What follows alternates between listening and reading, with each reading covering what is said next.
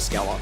Are we going to get the... Yes, we are. Okay, so Yone locked in. We'll see who wants to pilot what here for the C9 solo lanes. So it's either Jace or Yone fight for this one. And Ocean Drake really early on feels great for all of the laners, just having that extra regeneration. Keep damage on Cloud9's side, as long as they don't get caught. Now, let's see how much of a fight 100 Thieves wants to put up for this Drake. They go in with Closer's ulti. Sven's gonna get focused down and they blow him up. It's first blood over to Lulu. And 100 Thieves are ready to fight back. With Cloud9's Drake stacking interrupted and their support already dead, we'll have to see if him and S might be able to find something. Berserker with a massive arrow over the wall. He puts it right through their heart. And Bjergsen is about to drop next. He throws down a meteor, but he's immediately cleaned up. M&S is after Doublelift, but he doesn't quite have enough damage to get it done with the missed Q3. Doublelift holds his own, but Cloud9 kills 3. Oh, Bjergsen shorts his W and gets stuck inside that dragon pit. They're trying to hold the entrance for him to get out, and they just take that massive poke damage. Arrow finds it in the end. Cloud9. This comp with the full damage comp, when you don't have a tank, just play off of snowballing, full damage, push all lanes, getting a bunch of money off of turret plates, turrets as well, and they take advantage of a mistake here or something, and then all of a sudden, they're the ones with the big front line in the engage. Yeah, I mean, I definitely feel like C9 is one of the best teams to play these early game comps. On the side of 100 Thieves is Doublelift on the Zeri, but he's still 800 gold behind his counterpart, who's the second poorest person on the... As much as we can. C9 is invading the enemy jungle now. Sven's going to check the tri-brush there with a grenade. Checks it further with some rockets. Closer engages on the enemy Heimerdinger. Sven's going to be bursted low, but it's 100 Thieves getting bursted lower. M&S goes over the wall, and Blabber goes on a rampage. Both bottom laners are already dead, and Closer's just... It's a go next angle. It is looking rough for them. Yeah, you were saying definitely start blaming Coach over the turret as well as the dragon being picked up.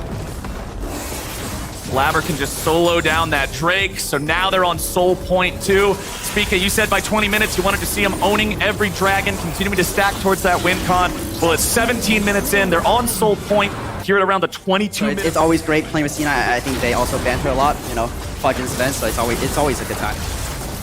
Well, it's not a good time for 100 Thieves here, my friends. 11,000 gold deficit, just 19 minutes into the game.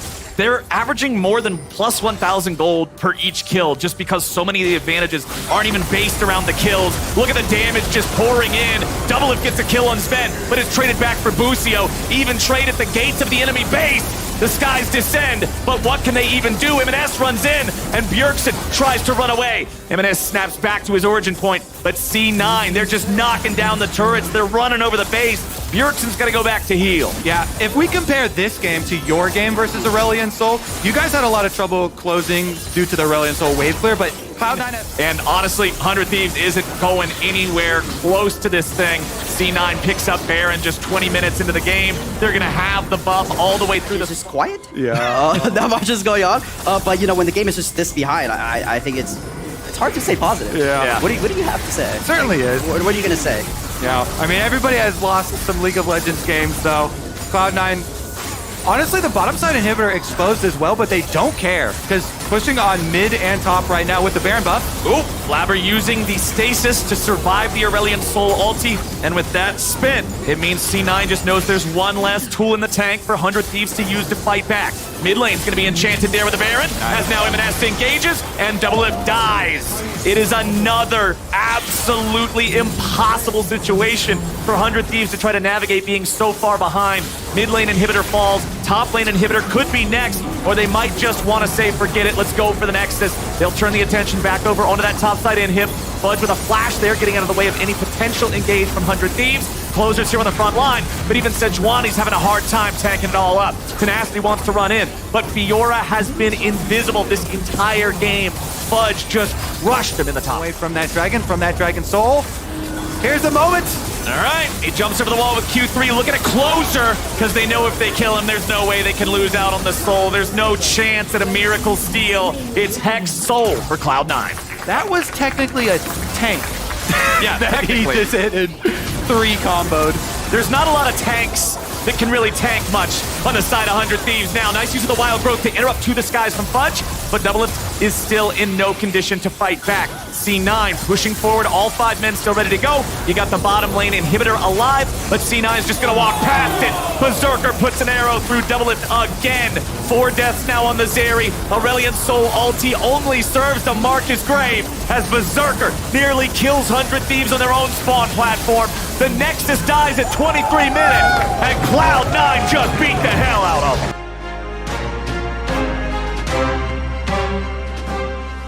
Just become this unkillable tank. He is Oh, so do it. There it is, Renekton. I think that was the flex. He probably picked Cho'Gath expecting it to be the Jace top lane. Angles. Blabber that you want to keep your eyes on has gone from red quadrant over to blue and ganking Armut already. Well, we just saw Fudge use the Rupture. It'll come back up here in a couple of seconds, and I expect once that Rupture is ready, Blabber's going to want to pick his moment here. If they can get Armut to use the Slice, then they know they're going to be in a really good spot. Rupture is used, Armut flashes, Sonic Wave, Resonating Strike, one more hit'll do it.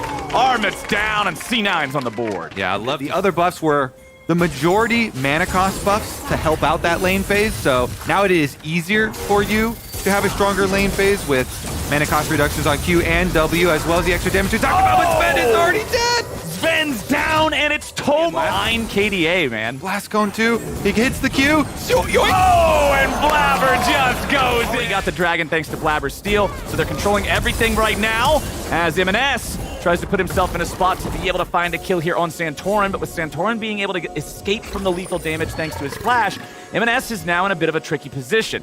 LeBlanc is one of the best champions to try to navigate your way out of something like this, but when you got 3 dudes chasing after you, Shock Blast tags him, so that means the timer will not expire anytime soon to go for an execute. M&S has to try to find some fancy feet, but there's not enough fanciness in the world to get you out of that. And Jensen's getting the money as another kill comes through. Sven's taken low yet again. Ignar kills him yet again. Collapse from Dig. Armut is coming down from top side as well, though. Cho'Gath ulti is about to come back up, so whether or not they want to use it for a fight or for the objective will be up to them. M&S needs to reset his spot here a little bit. Still stuck on the wrong side of the terrain.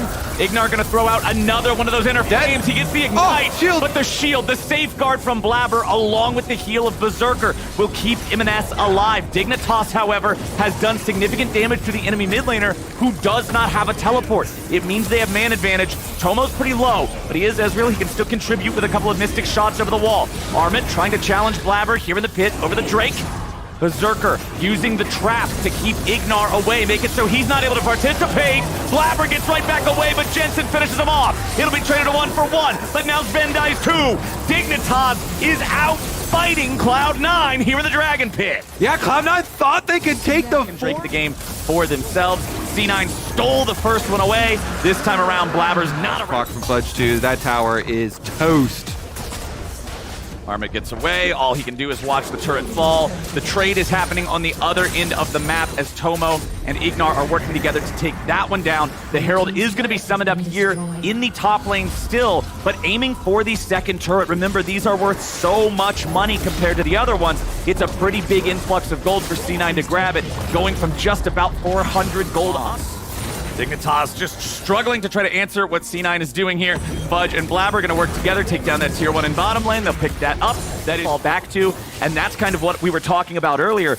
You want to knock down that turret. You want to make sure LeBlanc and everybody else can chase after these guys. Armut's been caught out of position, though. He'll use the Dominus, but what's it even going to do? Armut getting caught with his pants down, and that could be a problem. Fudge won't be popped as easily. The Cho'Gath is much tankier, and Cloud9 now stands 5v4 for the next 27 seconds. They're not done quite yet. M&S over the wall wants to throw out a little bit of burst, but can't get it all onto the same target. Now that mid lane tier 1 that was that bastion of safety for Dig, that's gonna fall. Gold lead 2,500. Entering an area where your opponents just counter jungled you, you have to assume that there are wards there, that they have the vision advantage, right. And since they are pushed up in mid lane too, they have the ability to rotate quicker over to you. So retaking, you have to have so much more of a cautious approach in retaking that territory, and Armut got punished. Now though, Sven. And Sven is caught. Sven is dead. That flash was unfortunate. It's a rough game for Sven. 0-4-2 here on the Callista. Dignitas has been picking on him constantly. But now, are they going to get caught out instead? They will. Fudge with the kill on Santorin. And now Dignitas has to fall back. Berserker's winning the 1v1 against Tomo off to the side, while Fudge remains an impenetrable front line. It's Jensen getting kicked back into Fudge's waiting arms. Sonic wave into the resonating strike, but they can't quite kill him just yet. Jensen and Tomo and Ignar are all falling away as Blabber's about to fall down, and Armit picks him up. Now he sidesteps out of the way of the rupture, but nobody else from Dig can get in range. Armit falls, and everybody else tries to fall back. Fudge continues pushing forward, wants to see if he might be able to grab. That's about the best you can hope for in that situation. Good job. I mean, it does attract the Cloud9 attention there, so Jensen is able to get kills as well as Dragon or Baron kills are going to get you the rest of them. So very strong boy here. Ignar tries to get away from him. I don't know if the Feast would have been enough to kill Ignar there, but now Fudge and Sven might be in some trouble with a TP coming in. Fudge already had to use the flash. They finally might have enough ammo to take down the big old Cho'Gath, and yes, they will. Jensen's grabbing the shutdown money, but Armit's going to be traded back thanks to M&S. Blabber disengages with a kick, and it's 4v4 on the Rift. Oh, dies! A beautiful long shot coming down from Jensen and Tomo together. I guess they don't need CC to lock down the LeBlanc after all, Flowers. The best CC is death. They snipe him. Jensen as well as Tomo. Pinpoint accuracy. Berserker trying to do it all himself, though. Berserker getting real close up in their faces, making sure that he's trying to maximize these DPS windows. Dignitas has more men, but their health bars aren't exactly super nice right now. Jensen threatening another kill there with an accelerated shock blast. Sven has to save Berserker to get him away from it. The Drake's at 3K. Blabber wants to try to steal. Santorin off. Blabber takes him down and steals it away again. He just keeps getting away with it. They'll finally pick up the kill, but Fudge is back, and he's madder than hell. He missed the rupture, but Berserker aims true. Over. They have started up the Baron. Dignitas knows what's going on thanks to Tomo's ultimate. Jensen's trying to come around from the side, but M&S sees him on the flank. Now M&S might need to be a little bit careful. Distorts over the wall to get away from Santorin. Still ends up eating the damage from Shock Blast. Baron's going to be secured by Fudge and C9. Armit's in the middle of everybody, but not for long. He's already more damage amp for both himself and his teammates, particularly the LeBlanc. And C9 is just going to force things down in two different lanes at the same time. Bottom lane has 4 out of 5 of the players, while M&S is separated. Slowly but surely, the siege taking effect. Man, Dignitas cannot stabilize against this. They are hemorrhaging at this point. M&S takes down the tier 3 turret in mid, and now C9 is bringing the brunt of their force here into bottom lane. M&S ready to join up with everybody else. Blabber stuck in the middle, he might be killed, but no, he won't. Armit's the only one to die so far, and C9's gonna pick up their first inhib here in bottom lane. Shock blast from Jensen hits Blabber, takes him low, but he ain't dead. And the mid lane inhibitor falls next. 2 inhibs down in the blink of an eye, and C9 has a lot of minions pushing up here in mid. They can just keep trying to push. They may just be able to end the game right now. They still got 25 seconds before Armit is back on the map. Blabber is very low, but the first Nexus turret has already fallen. Fudge finds a knock-up on a Santorin. The Feast isn't ready just yet, but M&S finds blood in the water and absolutely tears Tomo apart. Dig is stuck back on the fountain stairs, and 1 Baron is all it took. 30 minutes